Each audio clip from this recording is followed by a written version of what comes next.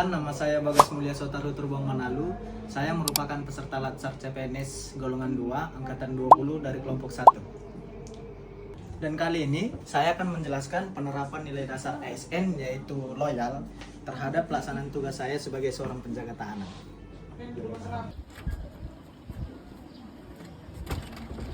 Ya, Mai, kenapa? Kok satu kali? Aduh, banyak kali loh, semangat sekali deh abang itu. Nanti tengok lah ya, aku viralkan abang, tengok. Udah, tenangkan dulu hatimu. Jangan langsung gegabah, sikit-sikit viral. Karena kalau kita yang merusak rumah kita sendiri, siapa lagi yang bisa jaga kehormatannya?